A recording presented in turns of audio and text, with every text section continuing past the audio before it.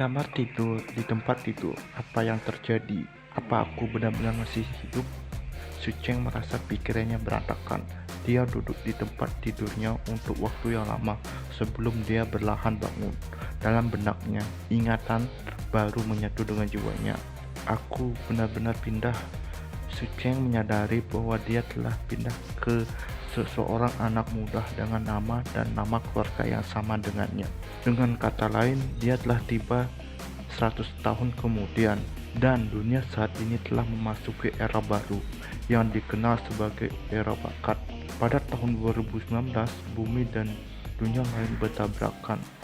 Retakan spesial diam-diam muncul di permukaan bumi, dan binatang buas muncul di dalamnya, hampir menyebabkan kepunahan umat manusia. Umat manusia mencoba menggunakan senjata teknologi untuk menyerang binatang buas. Namun, mereka menemukan bahwa pada saat yang sama ketika dunia berubah, sejenis energi masuk ke bumi, menyebabkan semua senjata termahal kehilangan keefektifannya. Kekuatan teknologi benar-benar tersegel. Bahkan senjata nuklir paling kuat pun tidak dapat diaktifkan, berubah menjadi tumpukan besi tua. Manusia bisa menggunakan senjata dingin, tetapi dengan fisik yang begitu lemah, mereka tidak bisa menandingi binatang buas. Satu-satunya kabar baik adalah bahwa keretakan ruang baru saja muncul, dan hanya binatang buas yang lemah yang bisa masuk ke bumi. Meskipun begitu, pihak manusia menderita kerugian besar. Para ilmuwan terus meneliti dan akhirnya menemukan bahwa kekuatan tertentu dapat diserap dan dimanfaatkan oleh manusia. Sejak saat itu, pekerjaan baru lahir untuk manusia sebagai seniman bela diri. Tubuh dan kekuatan hidup mereka disempurnakan. Manusia bisa menjadi seniman bela diri setelah menyerap kekuatan di bumi dan menembus batas tubuh fisik manusia. Tidak hanya itu, ada juga beberapa manusia yang telah membangkitkan kemampuan bawaan mereka.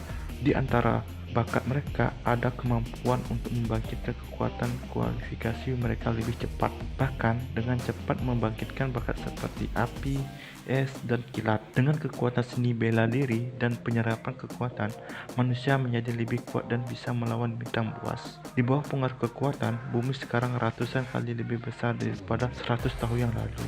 Itu telah menjadi sangat luas. Meski begitu, manusia hanya memiliki sebagian kecil wilayah mereka.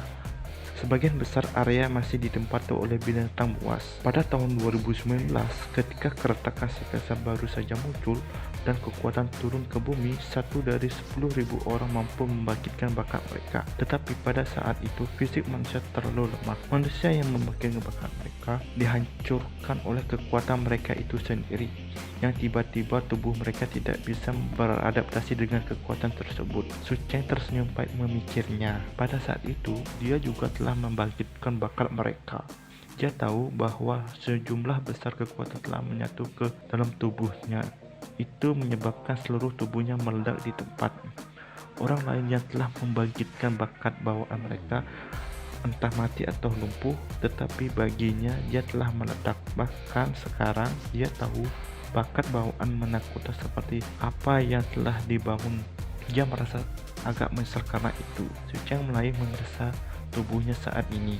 Bahkan di umur 15 tahun, ini adalah zaman keemasan untuk menemukan bakat, dan tubuhnya telah berkembang ke titik di mana ia bisa menyerap kekuatan. Dia tahu bahwa seseorang mencapai 20 tahun, kecepatan di mana tubuhnya dapat menyerap kekuatan akan melambat. Tidak peduli seberapa hebat bakat yang dia bangun, penggunanya akan sangat terbatas di masa depan. Saat ini dia terus memeriksa tubuhnya.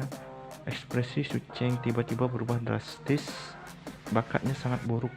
Di era ini di mana seseorang dapat memiliki kekuatan dan mengolahnya, bakat menentukan segalanya. Jika seorang ingin menjadi ahli sejati, bakat kualifikasinya tingkat tinggi sangat penting. Nilai bakat dibagi menjadi bakat tingkat lemah, bakat tingkat rendah, bakat tingkat menengah, dan bakat tingkat tinggi.